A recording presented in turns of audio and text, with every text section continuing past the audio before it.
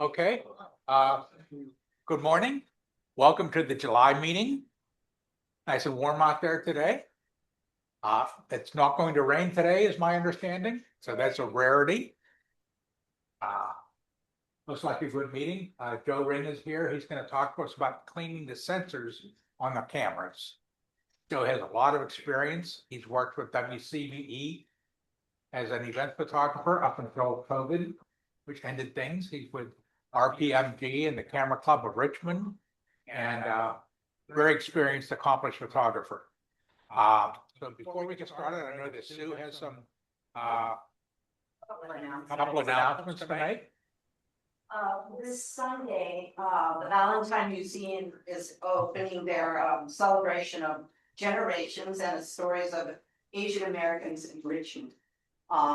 So there are food trucks and exhibits, and I'm fortunate to be included in it. Not one of my photographs, but that's this Sunday the 20th, and so it's been free admission from noon to 4 p.m.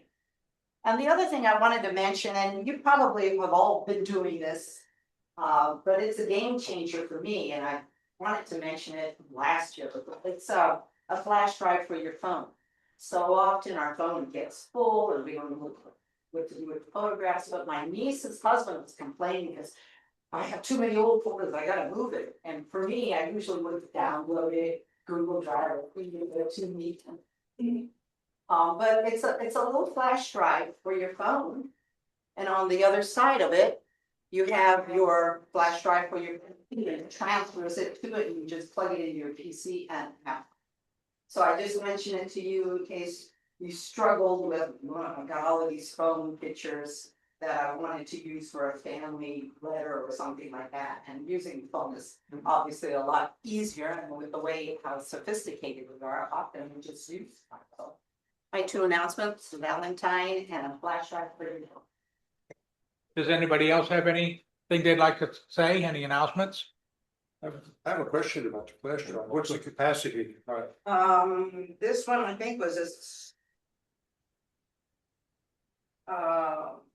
I think it's a 64. It's pretty good. Yeah, this one is a 64 that you can get. That's plenty for me. Yes, Barry? Don't forget the home run derby tonight. Oh. Where's the home run? There's your baseball. Okay. I'm gonna say, on my husband's iPhone, I just use cables and direct connected cables from the front room. You know, I did a Google search on how to do it and just You could do the and just download it without anything. good, except the cables. Yeah, just cables. One other point, our meeting in August, is it set for here again? The August meeting here again? Yes. Okay. We do not at this moment have a presentation, so we do have a presentation? Yeah, Eric Franks is gonna do a presentation for us. Okay, great. Okay, well, good. We have a presentation. Okay. So, if with that, let's let Joe take over, and he will tell us all about cleaning the sensors on our cameras. About 12 years ago, I had a Nikon D7000 and changed lenses a lot. I didn't do it quite properly, I guess, because I kept getting a lot of dirt. I took it to Richmond Camera. They did an okay job, but it took them a week. So I had no camera for a week. And I find a guy in the West End who did it out of his house for $25, which wasn't too bad. And he let me watch while he did it. So it didn't seem that hard. He did it for me twice, and then he moved. Then I had nobody to do it. So I remembered what he did, and I watched some YouTube videos, and there's a lot of good ones out there, and they're pretty good, except for the one that has the cannon going into a tub of water with soap in it, which is not too good.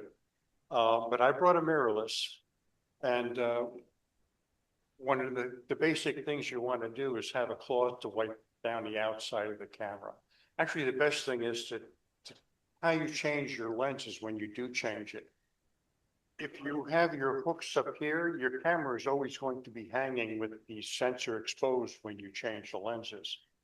If you put a hook up here, and one down on the bottom, the camera is always going to hang straight down. So your lens is not going to be sticking out. And if you change your lenses, the camera will be facing down, less likely that it's going to blow something into it. And when you change your lens, leave it hanging down, or better yet, if you can tuck it into your body so it's not, and then put the lens on real fast. So that's the basic thing to avoid getting dust into it. If you have to do it, have to do the cleaning, start with the basic stuff first. The blower brush to get it out. It's got a cleaning sensor thing on the inside where it vibrates your sensor to knock that off. And don't do it with the lens on, because all you're really doing is knocking that dirt right back into your camera again. So take the lens off and then do the body vibration. Use that. I suggest getting some sort of a loop or a light. These are like $10 on Amazon, so you can actually look at the sensor. To get a shot of where the sensor is, or where the dirt is on it, shoot like a white background at your regular ISO with a very small aperture, because that's where your dust shows up at, is on blue backgrounds where the background is dark. All right, so basic cleaning, lens comes off. Now, I'm not going to worry so much about where this is angled, because this is a fairly clean environment. I already blew off the table. Oh, I'm sorry. But once I start cleaning, I might even come up here and show you exactly what I do too. The paraphernalia here, I mean, the loop or the light, it's like $9 on Amazon. The cleaning kit, I think I bought for $24. It came with swaps for full frame sensor and crop sensor, and I do make them for three quarters too. The best solution I found, where everybody recommends, is the Eclipse. I already went through the small bottle that came with this, and this is like halfway full. I only do the swab when I absolutely need it. If I got too much stuff on there that I'm doing too much fixing on it, now it's time for a wet wipe. But most of the time, if the camera shape doesn't work, the blower will, you can always look at it with the loop or take another shot against the screen. There's paraphernalia that you can, a small, very soft brush, but blow it off before you use it and blow it off again after you use it, and then keep it in some sort of a wrapper so you don't pick up anything on it. I mean, a lot of people are afraid to do this because you're gonna screw up the sensor, you know, and you can't. And that's my disclaimer. Whatever I show you that I do, if you mess up your sensor, not my fault. And this came in very handy too. It's a static brush.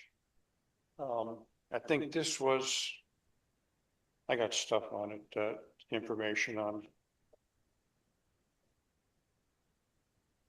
how much this stuff costs. No, it's not working. All right, we've got a loop, reflector, wipe down.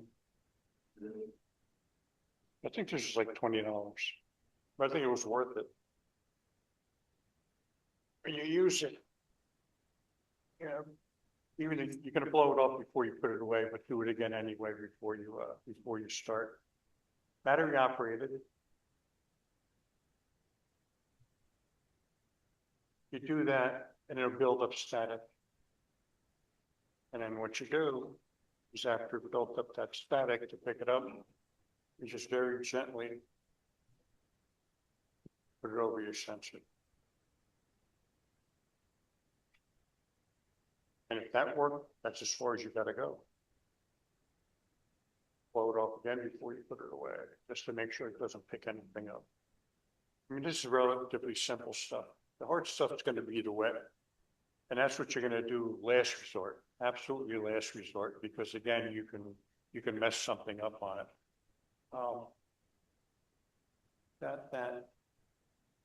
There are two brands of this. This was like $34 for a dozen of them. I thought that was kind of high. These all wrapped up are like $19 for a dozen, and they're just as good. There's no difference between them. This, I found nothing, no problems with either one of them. Okay, an alternative to this. One of my friends had a problem cleaning his keyboard. Didn't like using this. I guess he couldn't get enough pressure out of this. He found this little thing. It's like $80, but I think it's worth it. On the high setting, you could blow out the leaves in your garage with this thing. On the second setting, and that's good for cleaning off your keyboard or your monitor. On the lowest setting, that's good for actually doing that. You get a steady flow. And I've used it on instead of blowing, doing this thing. This thing came in handy. I've cleaned, actually it's a little stronger than this is, but it doesn't damage your sensor. All right, wet cleaning. This is the tough stuff. Again, last resort, make sure you've got a full battery on it. If you've got a DSLR, you have to lock the mirror up. Okay? Full battery, lock the mirror up. If you've got a mirrorless, some of these have what they call a floating sensor, where the thing is like really, really loose. I was asked about this and I looked up a couple sources on it. Most of them recommend that you shut off your vibration or what's what they call it, your in-body stabilization. So shut it off before you use it. I found it didn't affect my Z cameras, at least not this one. I haven't cleaned the Z3 yet. The Z2, and no issue. It doesn't seem to do it. It doesn't move at all when I've got the sensor because the camera is off. So, all right, wet stuff. All right, you take a fresh swab, one of these because they're cheaper.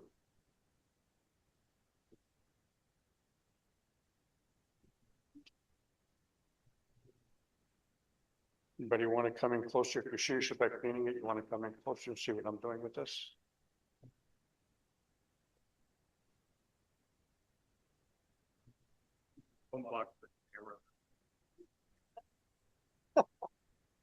Swab is only good for one use, one time. You don't want to keep using this. So you put enough on here. That was a lot. All right. Chin up to the edge. You just let it rest on the sensor. This side over this way. Let it rest. This side over that way. That's it. That's garbage. You test your sensor again. Now I'm gonna take a look at it. I was a little off on the top side. It doesn't really need cleaning it. I figure I'd do it.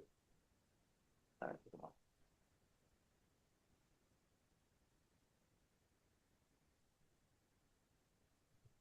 Yeah, I didn't mess it up. That's it. Huh? No, I mean, it's really hard to mess up unless you're really forcing it. I do have a story. Someone asked me to clean their sensor, and I was quite surprised at how filthy it was. The blowers didn't work at all, nothing. I did the swab on it, and then I looked, it was smeared from one end to the other. I thought I bought the guy's camera. Yeah. But then we did it again, and it became cleaner. We did it again and again. There's another one. I think I used like 5 of these things. And it finally came out fairly clean. And he said, I'll do the rest of it. And he did, and it came out just fine. And there was another girl that asked me to do a favor for her to clean the sensor. As soon as I did the blower on it, most of the stuff was gone. They did one swap with the actual cleaner, and it was fine. So I could use that, you then blow it to dry it, or? no, it'll just dry by itself. It's one. I wouldn't even mess with it. Okay, nothing on it at all. Yeah. Okay. Yeah, and it wasn't really dirty to begin with, but you saw, I wet the thing in a one way. So, cause you don't wanna do it twice, cause if you do pick up dirt on it and you're doing with the, you're gonna scratch your sensor. Yeah. So it's blowing, blow it off, brush it off, a light brush. Blow it again, do it a couple times. Last resort, if something is really sticking on there, this is last resort. But only in small. Yeah, only one time. If there was still dirt on the sensor, I would pick up another one. Checked it and picked it up and do it again. If there's one or two spots and I can clean it all. If I do headshots, it's not gonna show up on a headshot because the contrast is not there. I'm not doing that. If I see it on the background, if I do something where part of the background is lit and I want the rest of it dark and it shows up, if it keeps popping up in the same spot, then I'll do a cleaning on it. Yeah. But again, it's, the wet stuff is Like lit. see it unless you're shooting like F-16 out 22 or Yeah, something. exactly. If I do headshots, it's just 5.6, because I want the background to go soft anyway, so that's all.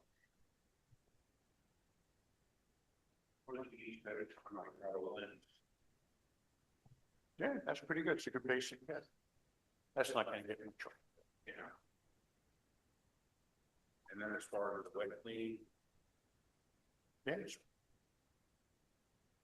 This came specifically for it. But they didn't give you, they give you brushes? that's what I was seeing. Maybe it's not, maybe this is lens cleaner. There is a little thing in there, it's a brush. Yeah, but see, this is for swabs. I think this is a lens cleaner. I don't think this is a sensor cleaner. Yeah, I wouldn't use that. I wouldn't use that. See something, these come already pre-sealed like that. And it's specifically for sensors. It's real soft camels here. And this thing is just for that. I mean, it's worth the investment. Yes. Now, I wouldn't use that on a sensor because I'm not sure, if that didn't come with swabs, I'm guessing that's for a lens. That's not for sensor. So. All right, very good. Thank you. Here's this stuff right here. Eclipse. Yeah, it's optic cleaning fluid. I guess it's good for the lens, but it comes for your sensor cleaning. It comes with sensor cleaning kits. This is not really cheap either. And these are like $25, $30 for a bottle like this. But it lasts a long time because you're not going to clean your sensor every day. I wouldn't every day. A couple spots on it's a minor annoyance. By the way, the magnifier light combination, This is cool.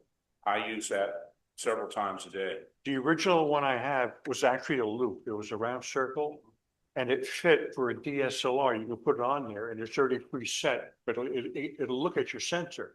But the sensor's so close on this, it doesn't, I can't focus it. But so this came in handy because you kind of move it up and down and you can find the spots on it. And the light is handy on it. And if your eyesight's no good, it's good for reading stuff. Small print on contracts here. That's pretty much it. Any other questions on it? How do you know doing this? Without, before we really get all together. Oh. No way really knowing on it. It's just the touch on it. You don't press down on it at all. You set it down, you let it rest on it and just bring it over. Same thing backwards. All you want, nothing is embedded in here. It's stuff on the surface. So you want to be real, and this brush is useless anyway. I'll do it out on here. It's just like, I let it rest and drag it. Pretend you're holding a baby bird. You don't want to squeeze, you don't want to push. You just let it rest and you drag it. Let it rest and let it drag it, throw it away. Because you're only using one side here and the other side there. If you picked anything up if you reuse this, you may scratch your sensor or put it right back on or do some damage to it. It's like I said, the first ones, these are like $34 for a dozen of them. That's a lot. And if you've got a real dirty sensor, you wind up using 6 of them. Well, half your money's gone. This event, it's just the same thing. No issues with any of them. They're all pre-sealed. Never had one that had anything on it. But like I said, it's like, I'm not doing it every day. I'm not doing it once a week. I'm doing it when I'm getting annoyed and getting rid of the spots or the spots are showing up. You know, I do a lot of headshots, and if the spots are showing up on the background that I like it darkened, then I'll work on it to get rid of that thing, because it's an annoyance. You know, if you're doing 60, 70 headshots and it's showing up on every single one, that's one more edit that you gotta do. It's one more step. Especially if you wanna get everything out on time.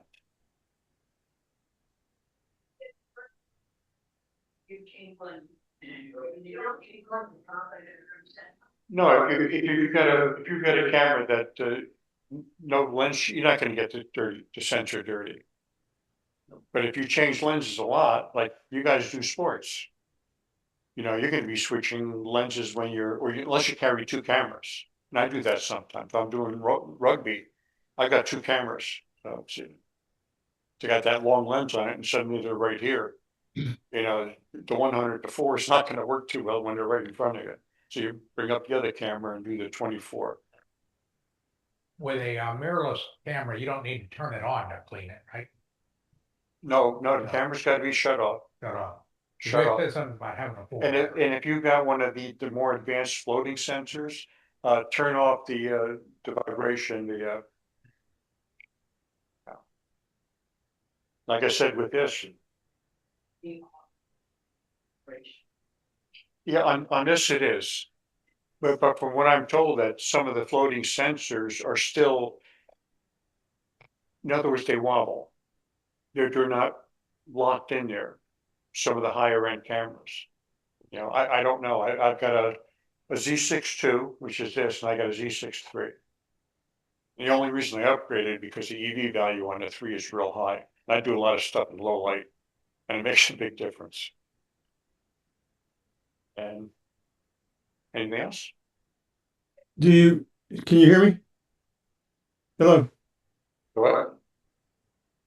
I don't know if the audio is My working. camera. Yeah, that's the one I just cleaned. Yes, no, yes. I think Bill has a question online. Yes. Yeah, I got, When you're checking to see if you have dust on the sensor, you shoot it at the. I got involved with the roller derby a couple of years ago. I started showing up at some of the games. I think we're silenced. And after did I show you that? Yeah, I did show you that. Yeah. The leaf blower. What brand is that? Oh, it's Wolf Box. Wolf Box? Wolf Box, yeah. I think it's worth the $85. I mean, it cleans off my keyboard, cleans off my monitor, and on a low setting, it works fine for blowing this off. I like it better than this. You know, this is inconsistent and not that strong. Have you ever used the compressed air? I wouldn't even do that. No? No, you get the wrong stuff on there, it might spit out whatever liquid is propelling it. Yeah. I wouldn't even do that on my keyboard. I used this on my keyboard until John bought this thing and brought it in to show us. And I said, holy shit. Oh, sorry about that. But on high, it's like. Can you feel it from there? Yeah. I can blow off leaves in my yard with this thing. It just. Yeah. And for those of you that do headshots or model shoots, the middle one is great for blowing the hair, you know, instead of a hair dryer, it's a lot more compact to carry around and than plugging in a hair dryer on location. So $85 worth it. Wolf Box. Yeah, apparently there's a couple different models I've seen on there, but John had this one, and I like the feel of this. I mean, it feels like it's substantial. And it sounds substantial too when you turn it on high. It's got that jet engine whoosh.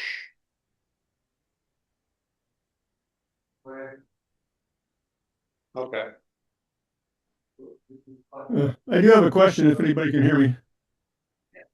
Well, there you go. Do you use the smallest aperture?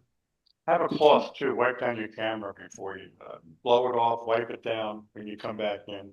Because whatever's outside of it can get on the inside. So that's garbage. Hey, Kim, can you hear me?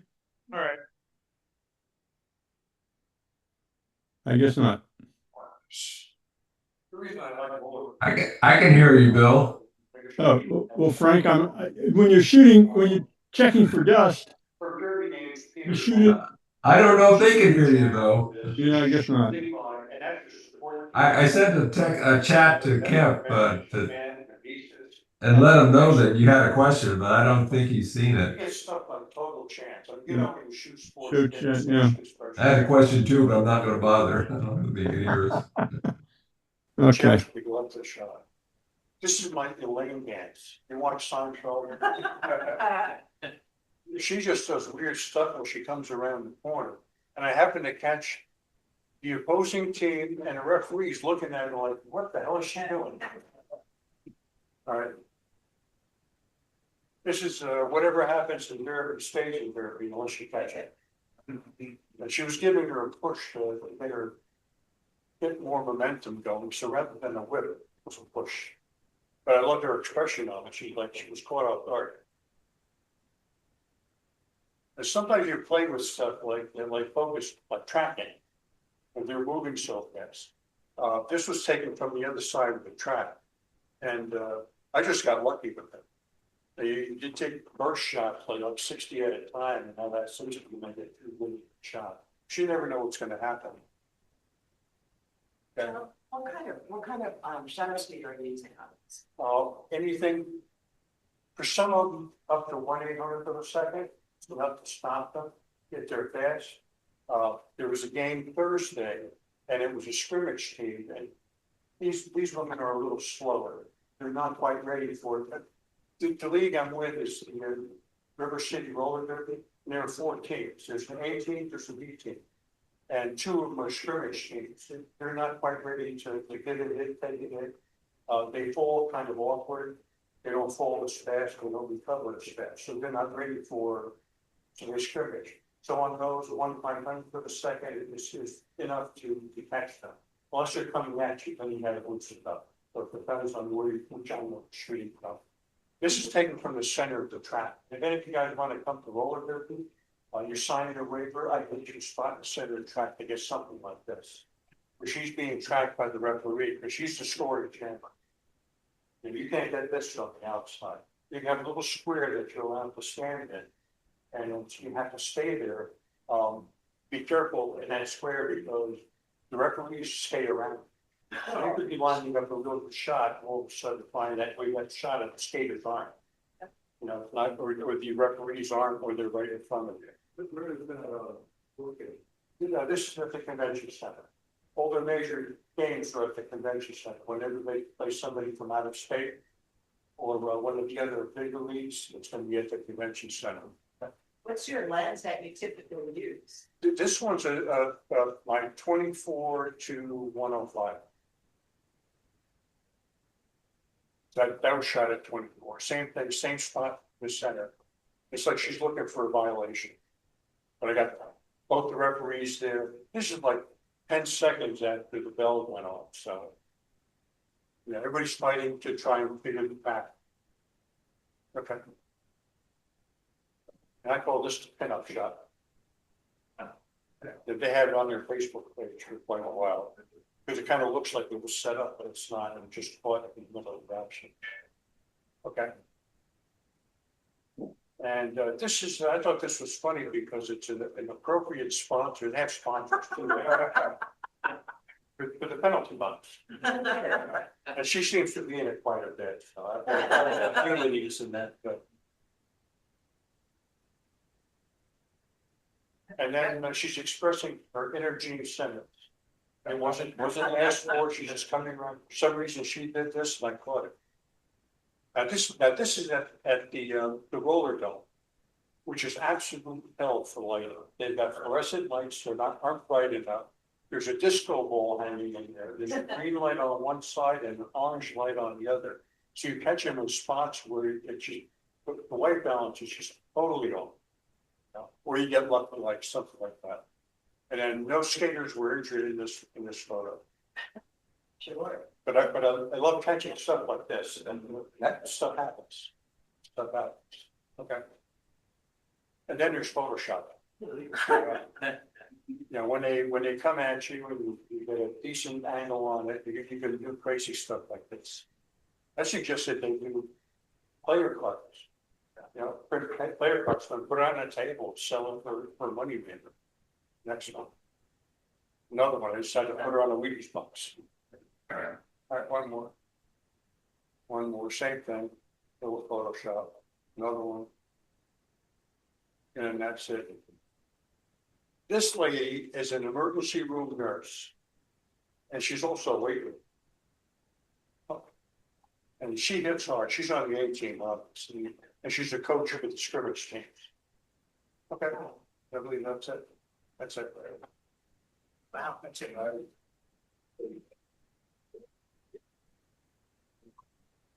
Not to do a plug for the camera club, but the meetup page is open to everybody, and I post rodeos and I post games on here. And if you want to come to a game, you get it. If you sign their waiver, you get it for free. And I can get you a spot in the middle. Like I said, the only restriction on getting a spot in the middle of the track is that you have to go in when the game is not in progress. And if they don't have a timeout, you may be stuck here till halftime. But they have quite a few timeouts because there's always something to contend with. The referees.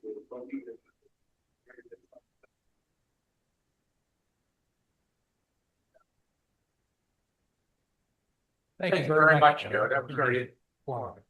Thank you. Okay, let's take about a 10-minute break here and then come back and do photo share. All right, let me see if I can hear you now. Okay, can you hear me now?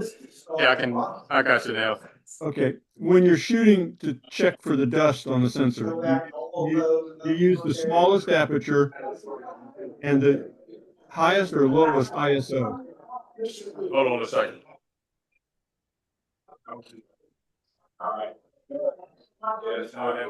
Hey, Joe. Joe. Yeah. Joe.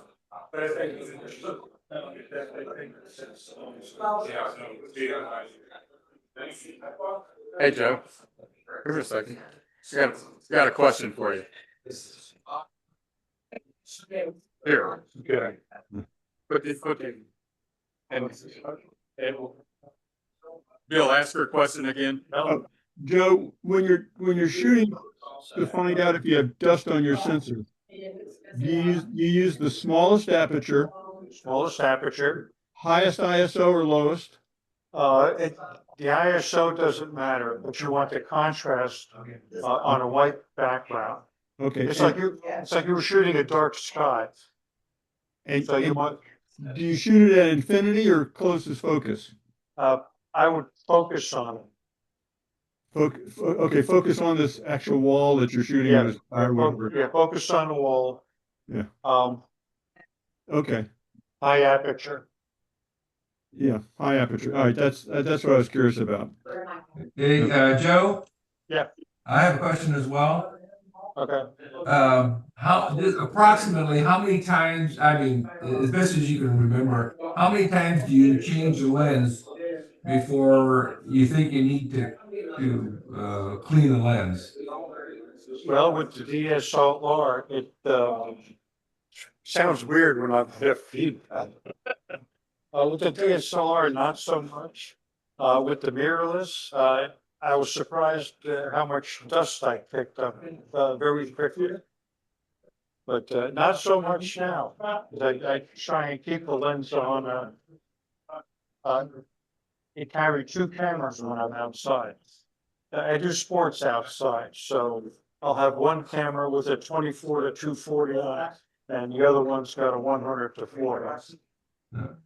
And it seems to work out for not changing lenses. Okay, so I have a DSLR, change lenses very infrequently. Probably don't need to worry about cleaning too often then.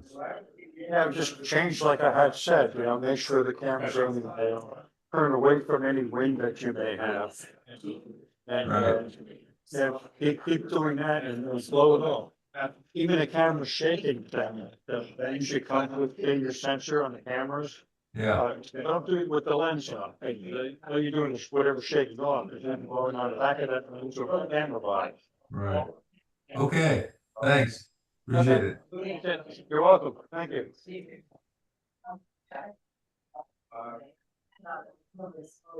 Okay.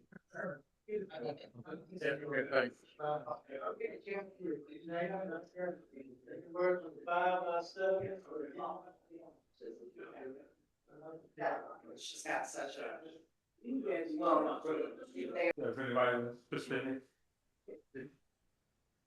Thank you, Joe. Thank you, Joe. Thank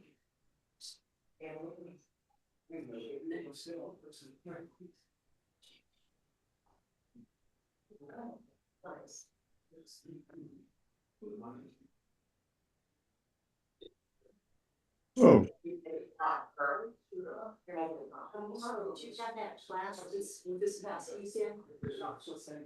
The 19th. I thought about the weather this past weekend. Okay,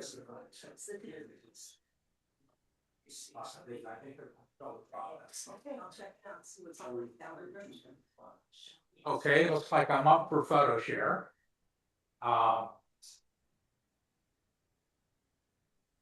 Couple of weeks ago, after our last meeting, we had a lot of rain. And I went out one morning for a walk, and it was still misting, very misty morning. I went out for a walk through the neighborhood, and I was like, oh, I really like all these water droplets and everything. So I should head to the botanical garden because it was still misting all morning, but it wasn't like really raining. So I went out there and I spent the morning taking a lot of water droplet photos, and took an awful lot of them, and I had a lot of fun. It was a really good morning, and since it was kind of misty, there was nobody else there. People tended to stay away. I think it's a great time to go because you really can see some cool things. So this is an anthurium that was outside in the rain, and it was one of the first photos I took that day. These are some lilies that were in the rain, and just love the water droplets on those. They were really cool. This was a spider web. Love the little droplets on those. And this was a lotus by the lake. Now the thing about these, all the photos so far, I focus stacked to get the detail. And this is the first time I used my telephoto lens to focus stack. I've always used my macro, but because the lotus was out there, I think it was shot at about 320 millimeters on my 100 to 400. But I did focus stack because I wanted to get all of the depth and the detail of it.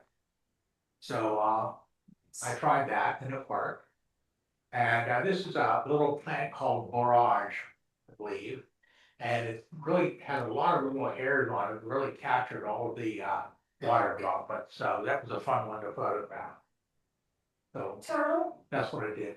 Tom, Yes? on that shot there, was that natural light or did you put some light into it? Which one? This one? Yeah. Yeah, these were all natural light. Those were all out in the garden. So on my tripod.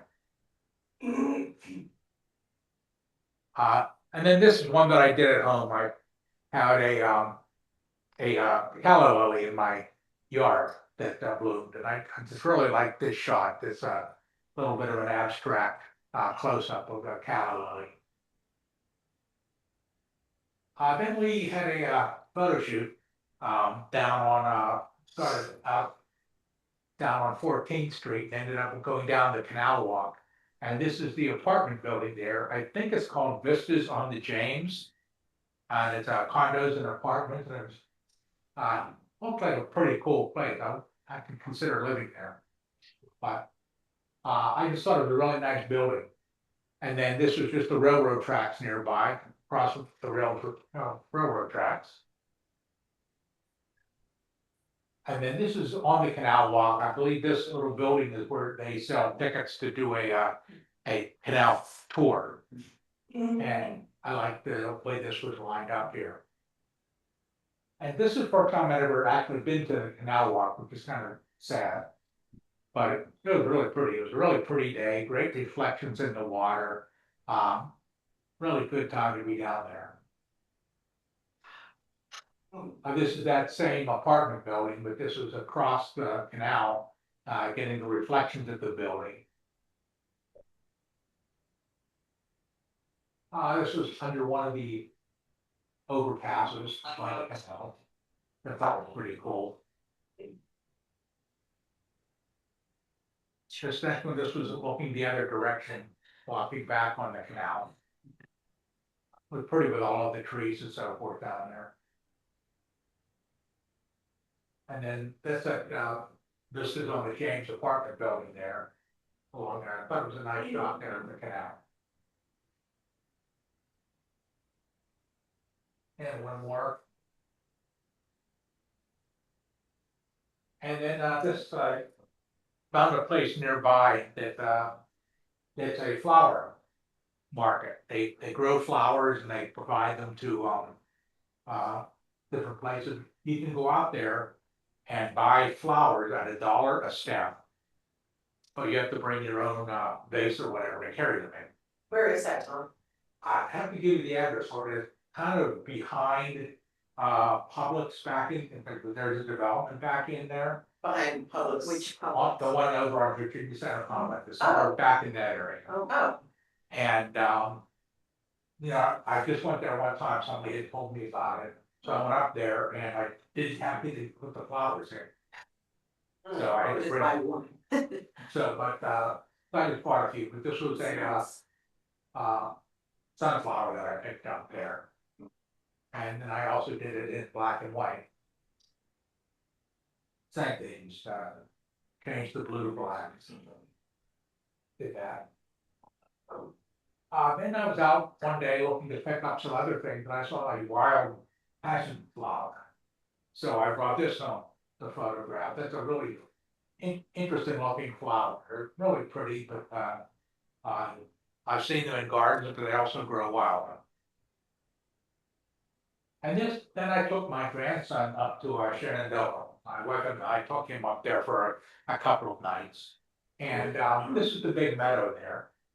And in June, these white flowers here that bloom all through the big meadow.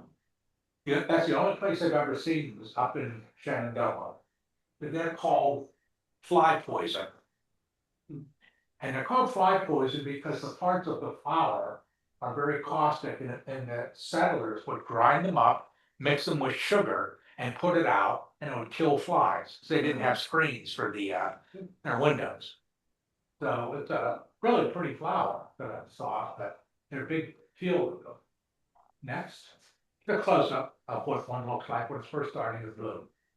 The first time I saw it, that was a really pretty flower. I Googled it, it's called fly poison. I think they can do better than that.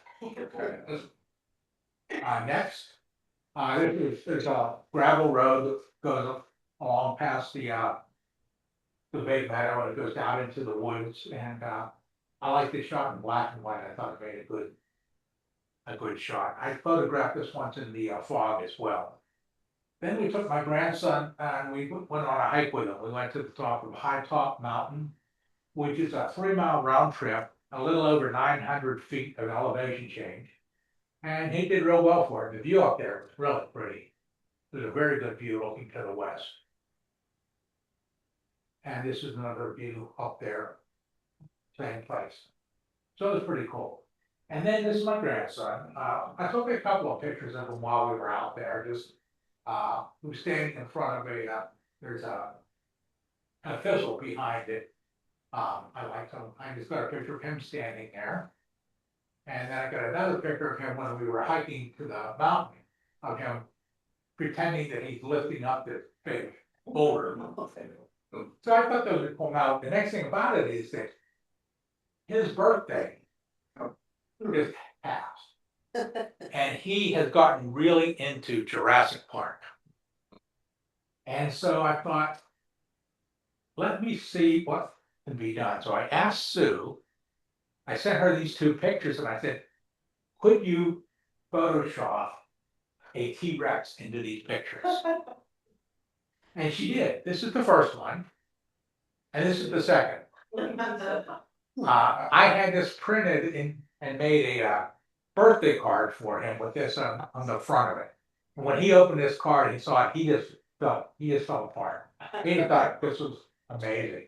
And so I printed it out in 8x10 and framed it for him. But I can't do Photoshop, but this came out really, really well. Very good. Yeah. It was fun. Yeah. Next. Clever, clever. Thank you.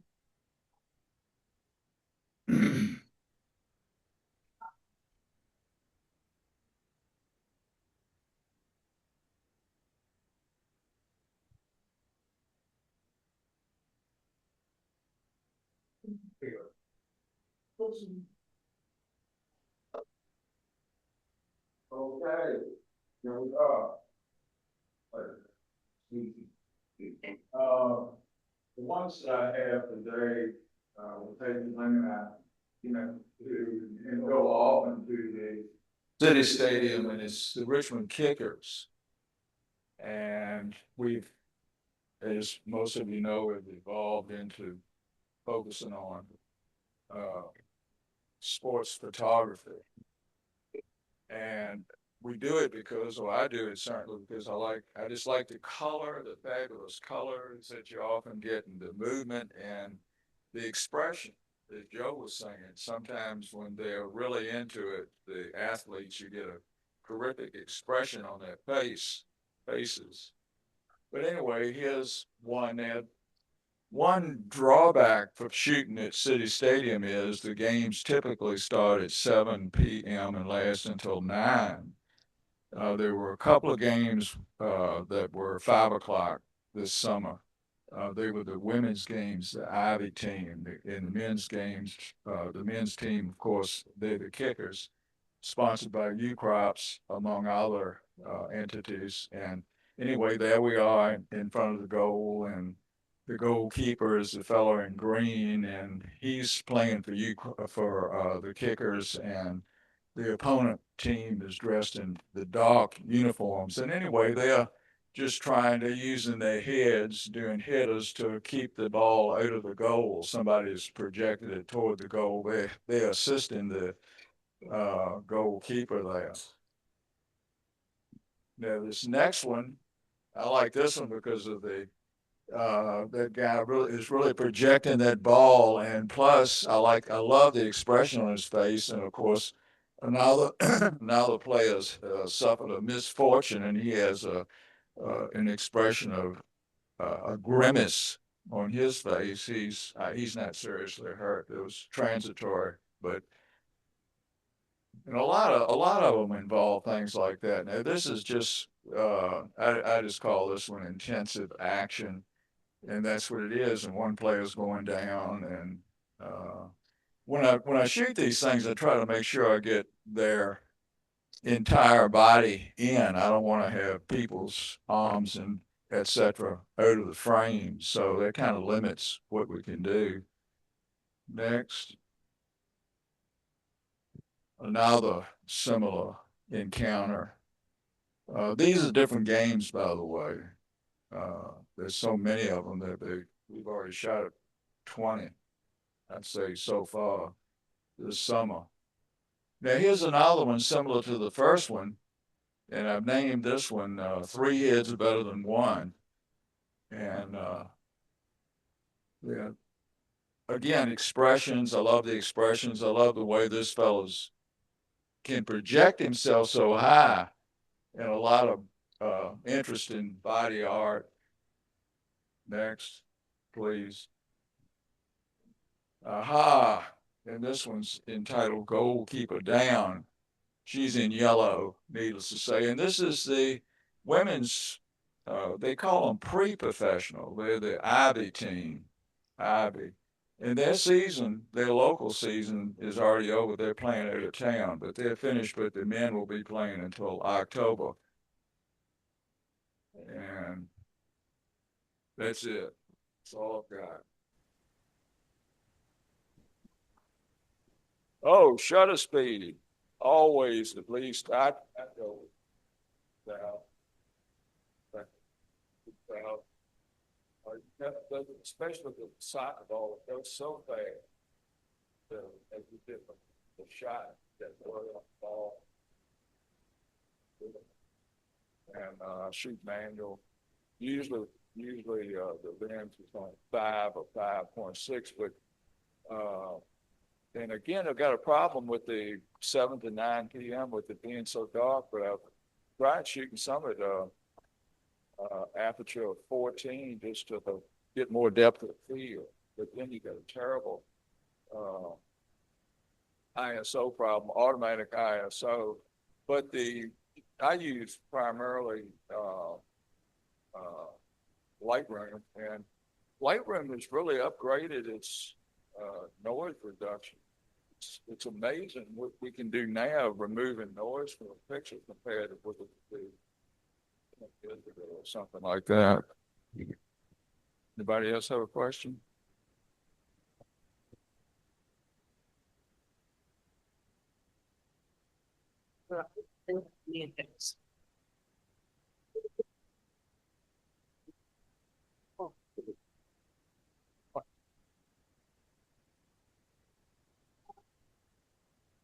This is recently I got one of Kika's game. The way I shoot this is I'm intentionally I want to capture people's emotional, their face. Therefore, different from Bill. I tend to crop as tight as possible, and allow people see their face and their emotion, and also when you have more than 2 players, I want to see that interaction. And this one I pick up. I did a last season. I think it's 2024, University of Richmond, women's basketball. Be honest with you, this is the first try. I don't like it. Indoor. Secondly, they actually restrict. We can only stay on a certain position in the court. So it's hard to do it. But I like to see the 2 women try to race to reach the top. That's why I call my shot. And there's 2 girls. This one also did last year. First, I sent 2 for the evaluation. One of the judge mentioned, see that the red shirt, the Richmond City, or Richmond University of Richmond. Here, there's a spot. They're asking what that is. I kept thinking, that's a simple, that's just a heartbeat rate the players use. But then I pull out this last year, close this January 2025, and did some work by using the new technology update in Photoshop. So now people can actually, if you use a better monitor for photography, you can see that players, that piece, the monitor, actually you can see the brand. Yeah. I don't know.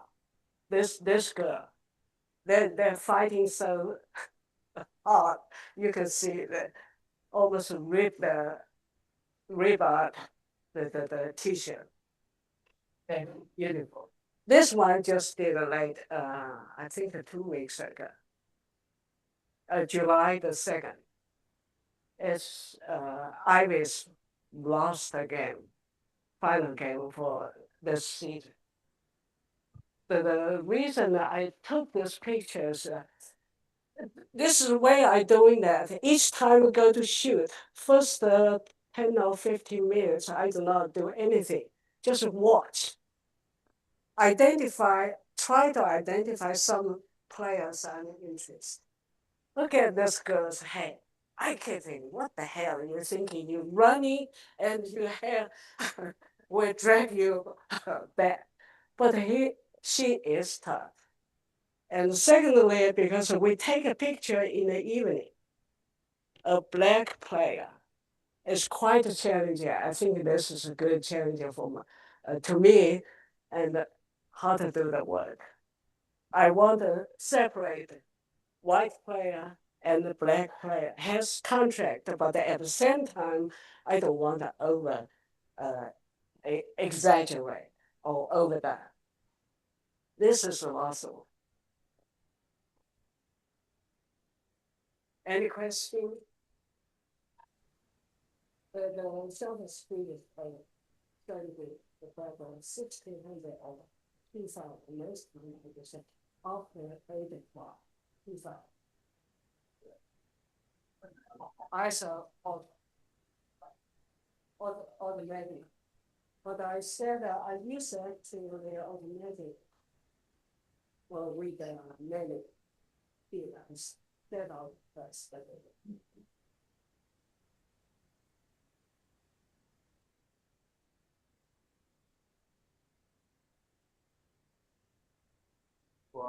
Costa Rica, maybe in February, so I bring some pictures, I had some pictures, I took a lot of pictures. A lot of the pictures I took were in the middle of rainforest, where it was really dark and hard to take pictures and. Okay, and you know, it's just hard to get a good picture, and so these are some of the better pictures I've got. This is an emerald tanager. And a gray-headed chocolata, which is just pretty neat looking bird. Kill-billed toucan. That one I really kind of like. It's kind of looking at me and kind of came out nice color and nice background. Palm tanager.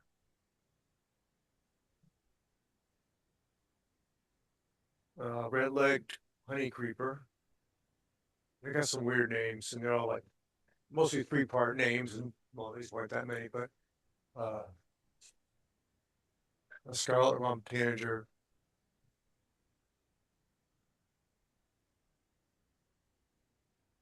Silver-throated tanagers. So a lot of tanagers, a lot of really pretty tanagers, and so these pictures, most of these pictures, the reason that I was able to get good pictures of them is because they're usually a feeder of some sort that is set up with good trees around them and things like that to take the pictures, and you get a good close picture from that. So this is part of our trip down to 14th Street Bridge. I walked down when we were at the parking lot where we parked, and I took a picture in the river at the canoe launch, kayak launch, I guess.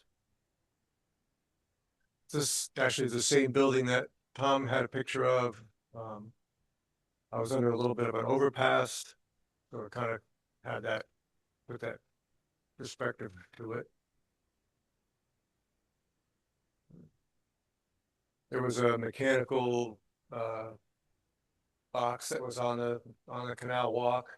I took a picture of it. I kind of liked the way that came out.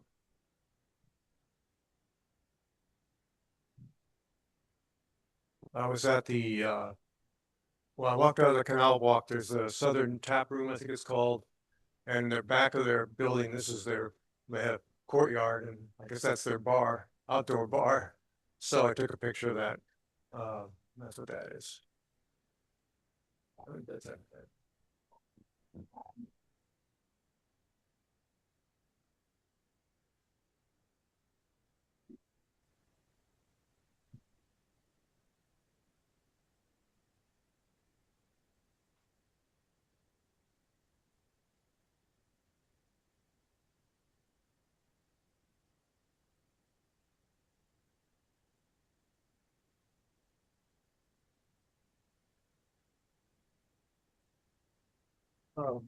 These are shots from somebody who clearly has more time on his hands than he needs.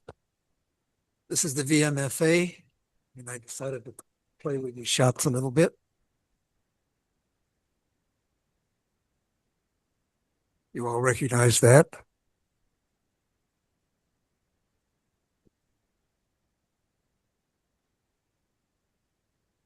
And a window in the old part. Sitting outside, having some lunch and looking up, and that's what you see.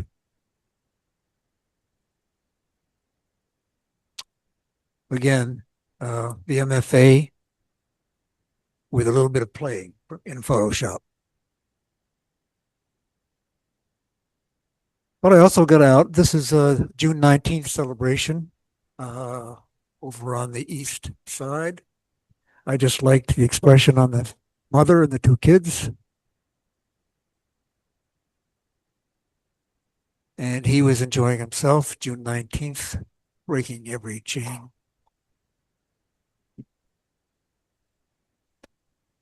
This was an anti-immigration protest rally down in front of the federal building a couple of weeks ago.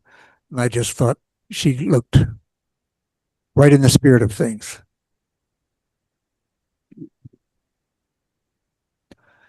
This was on the photo shoot that we went down to the canal walk, and I just call this one Sleeping Rough.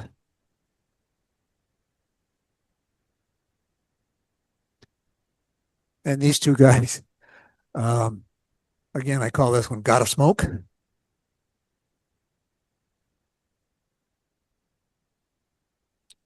And down on the canal walk, I didn't look up, I looked down at the reflections.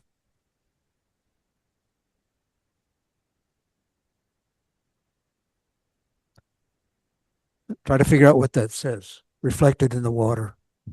Canal walk.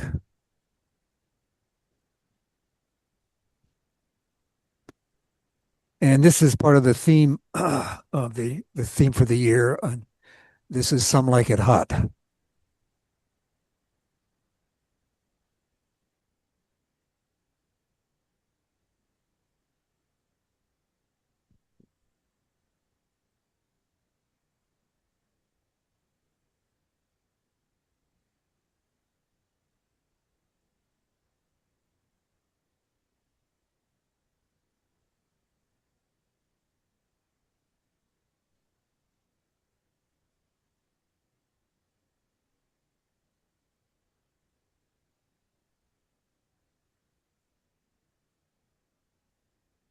You who know may know I work almost exclusively in AI now, and I brought this only to share some new features, or a new feature, no, two new features in AI. I work in Midjourney now, and for those of you who are not familiar, just real quickly, all you do is you give a prompt and set parameters for information that you want and size and style and different things, and it returns various prompts. And this was insect school. And I was kind of happy with this. Well, shortly after I did this, they came out with a new feature, which was animating your image. And so I thought, well, insect school would make a nice animation. And so the next shot is the animation that it did of insect school.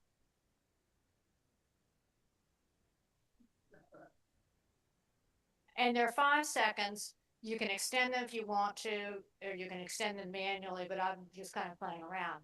The next shot coming up was a prompt that I had done asking for 1967 fashion shot. And I did that a couple of months ago and thought, well, I wonder what's going to happen if you animate people. And I thought this was pretty astounding.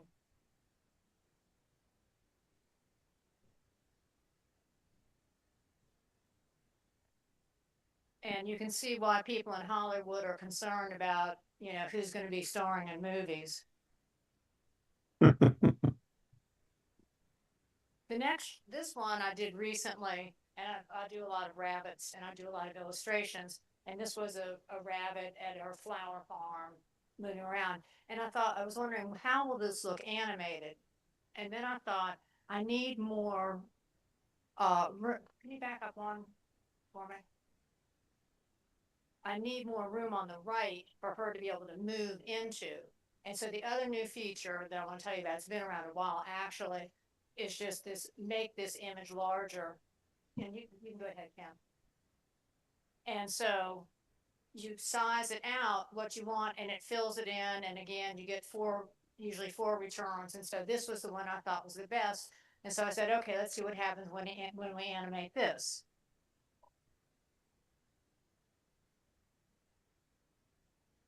So that's, I know it is. I think so too. So that's the latest in my AI world.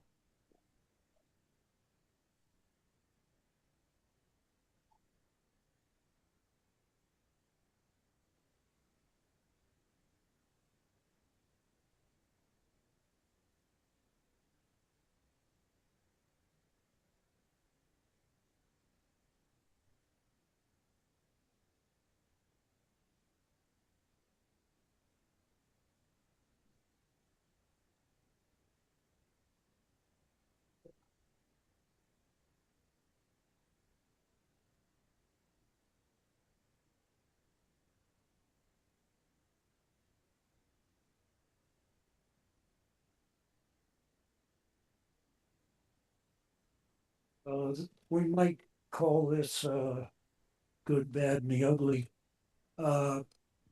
It's an old abandoned supermarket down in the Manchester district. Myself, I would say, surprisingly, I would say it's good. Particularly like the shape of the arch and the reflections in the windows. It was built in 1956 by a guy named Stuart Siegel of Siegel Center fame. He's still around. The RDPC. So I missed the photo shoot, but I went back to my archives and got a few shots from that area between 2021 and 23. This is in Shuckle Bottom. I like the neon signs and the bright character of the photo. And if you look at the window, you can see the reflection of a street poster across the street. I think it's on 18th or so, 18th or 17th, not far from Main Street Station. This is one of my first trips down there, and this is a hip shot with my little tiny Sony. I didn't want to be too conspicuous, but these are construction workers. I included this because in the last newsletter, Peter had his shot of a guy bumming a smoke. This is in more or less the same shot, same area, same building. Kind of interesting architecture. An alleyway, I think that's between 13th and 14th. What I like about this is the cobblestone and the way it is a little bit wet, reflecting the light. This is a back bar in a restaurant. Stopped in to have a couple of drinks, and before I left, I took this shot. Didn't turn out too well. I call it intentional camera moment.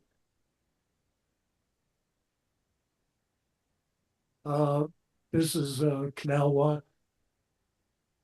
Rule of odds, three cyclists. This is the same condo that we've seen previously this morning. I had a little different take on it. I cropped out a few stories to bring out a little more detail. And I ran it through the tone curve to see what kind of variation I could get. And this is how it came out.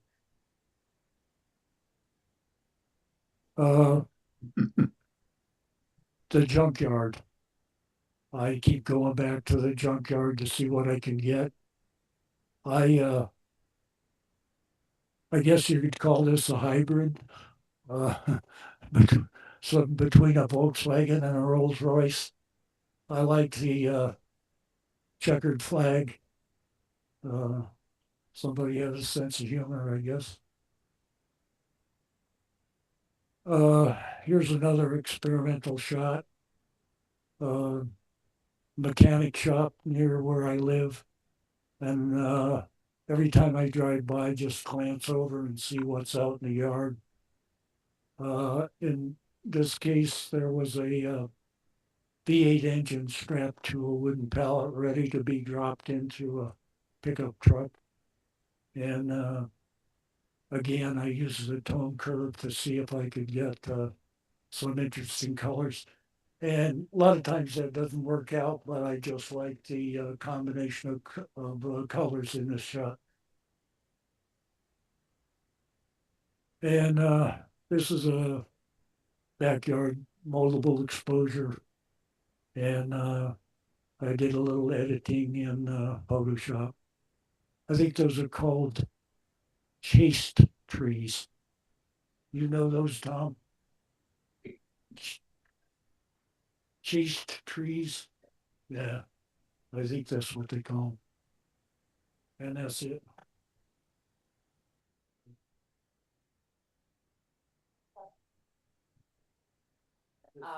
Oh, thank you. So this was, I'm a big fan of all the lotuses at Louis Ginter and went there one day and just really liked this fully blown out lotus. And so I was trying to use the movie title theme this month. So I'm calling this Lotus, but I couldn't call it White Lotus because obviously it's not. But there is a movie called Lotus. So the next one is also a lotus, obviously, but I called this one Pretty in Pink. And this is my last shot. This was from that morning down by the river, the group outing, and I shut down my aperture to get the starburst effect from the sun. And then when I was editing it, I noticed that I moved the slider for oh gosh, not clarity, but dehaze. And and so that made all of the little lens flare things really pop. And I just kind of liked it. So um, I called this one Some Like It Hot. And it was hot that morning. Who is this? This is not me. Oh, is this you, Kemp?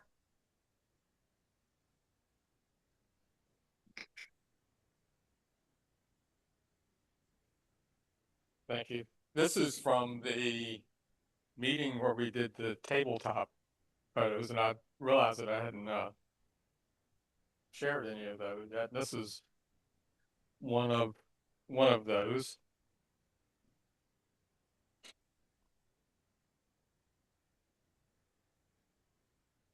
And here is another of the tabletop shots from that meeting.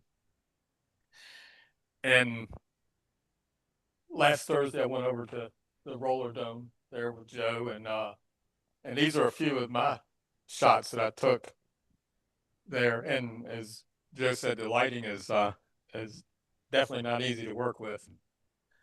But there's lots of colors there. They have all the color flags, and the walls are different colors, and lights all over the place. And some action shots there, trying to get past this is the jammer trying to get past the blockers there without going out of bounds. And again, you know, the facial expressions are really great.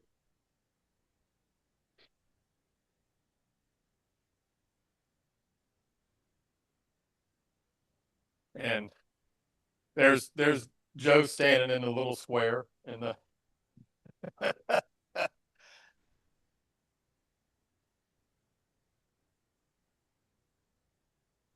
and yesterday my son said, hey, you want to go to a cidery?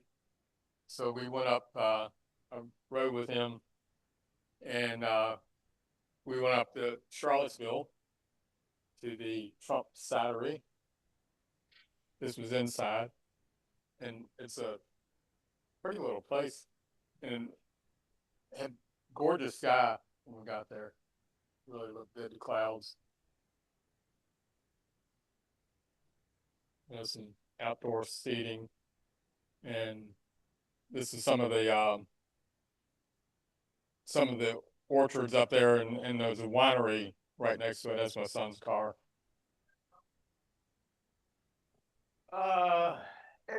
This was a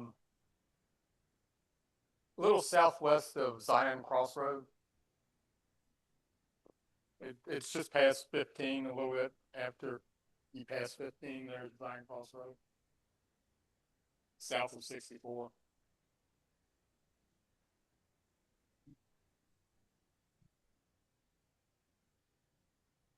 Thank you. I too join the group to the canal walk, and thank you, Will, for coordinating that. And this is the train track. I just like the angles of some things, and I believe some shots should be black and white. That's Leo.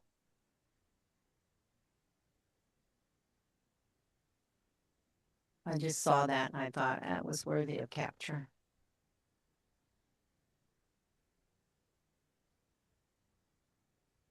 I'm glad she was jogging and I was not, so.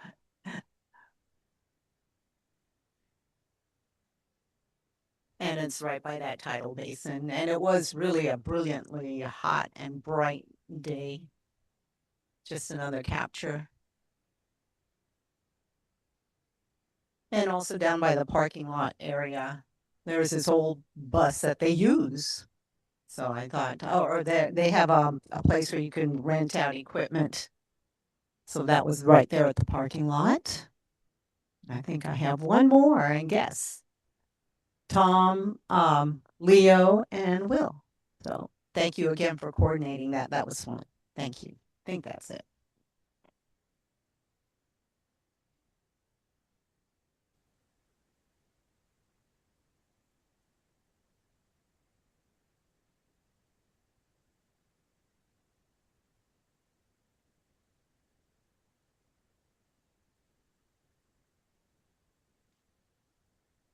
Restaurants downtown here and there.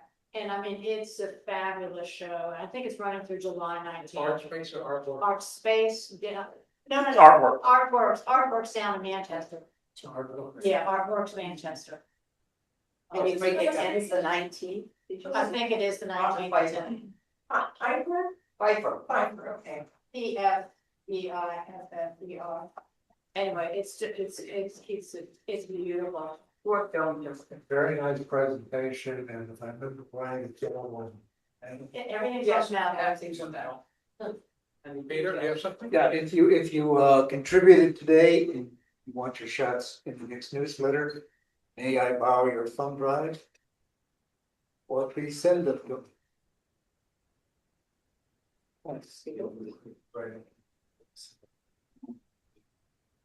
Okay, does anybody else have anything, any comments or any suggestions? Okay, thank you. Good meeting. See you in August. You probably, Look